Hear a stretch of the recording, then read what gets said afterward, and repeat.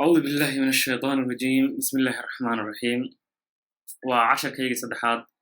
ee chemistry-ga kana bixi jiray iqra education program waxaa soo jeedinaya anigu waa maxamuud cabdirashiid muuse sidii horey ula socoteenba casharkeena hore wuxuu ku saabsanaa statiska oo waxaan horey idinkugu sheegnay chemistry-ga inuu ka kooban yahay laba walxood energy iyo midda labaad oo ah status walxihii waxaan u kala saarnay saddex solid oo adka ah liquid oo dareere ah iyo gas oo hawo ah haatan waxaan ka sheekeyn doonaa changes of states isbedelada ku yimaada walxaha walxada waxay isku bedeli kartaa saddex waji waxay iska soo bedeli kartaa dareere oo adke waxay isu bedeli kartaa dareere haddana dareerihii intay iska bedeshay waxay isu bedeli kartaa waxa la yidhahda hawo sidaa darteed hadda halkan ujeedaan solid wuxuu isu bedelay markii loo bedelayo liquid waxaa la isticmaalaa melting in la dhalaaliyo markii la dhalaaliyo adkaha ayuu wuxuu isu bedeli karaa dareere so temperature that this occurs is called melting point so heerkulka markii la gaarsiiyo adkahaasi uu isu bedelayo dareere waxaa la yidhahdaa heerkul dhalaalineed marka hadda tusaale haddaan soo qaadanoo kale barafka heerkulkiisa waxa weeyaan 32 Fahrenheit ama 0 degree Celsius way kala duwan yihiin barafka hadda wuu ka duwan yahay marka xaydha ama kuruska oo kale marka loo bedelayo dareere sida saliid oo kale ama waxa la yiraahdo birta waa la dhalaalin karaa markii birta la dhalaalinayo kale wuu ka duwan yahay melting point-ga birta wuu ka duwan yahay melting point-ga waxa la yiraahdo sokorta aandehe barafka halkan sawirkan uga jeedaan kulayl baa heat baa lagu darayaa waa la karkarinayaa halkan marka barafkii ayaa la karkariyey la kululeeyey markii la kululeeyey waa kululayn keliya markii la kululeeyey wuxuu isu bedelay waxa la yiraahdo dareere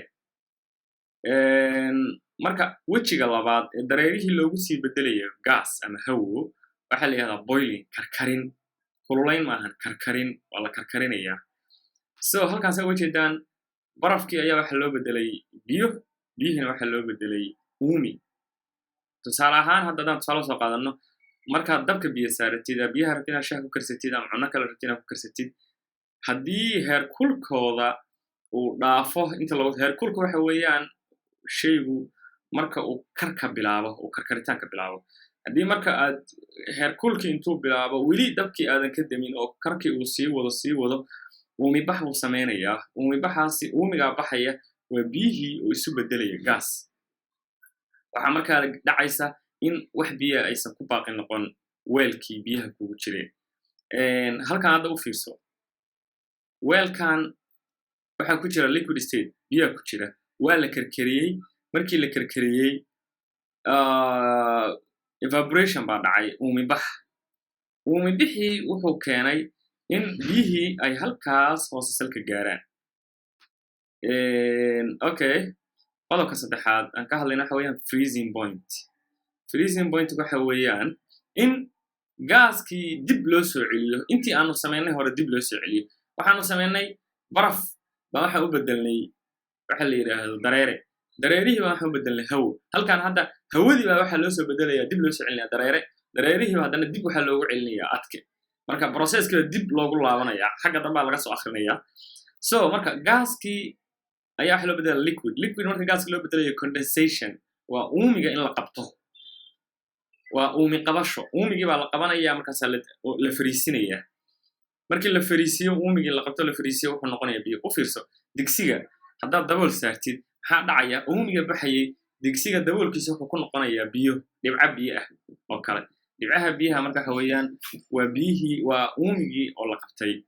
so marka uumigaa la qabtay waa dareere markaas dareeraha haddana waxaa la sameynayaa freezing waa la qaboojinayaa heerkul temperature-kii ama heerkulkeeda hoos loo dhigayaa minus la geenayaa then waxaa dhacaysa inuu barafoobo markuu barafoobana wuxuu isu bedelay that means adke casharkayga caawa intaas ku egyahay ayadana waxaa kaloo jirta way jirtaa in adkaha uu si toos ah isugu bedeli karo gas laakiin taasi waxa la yiraahdaa dry ice oo kale weeye ayaa loogu bedeli karaa casharkayga caaw intaas uu ku yahay. Assalamu alaykum wa rahmatullahi wa barakatuh.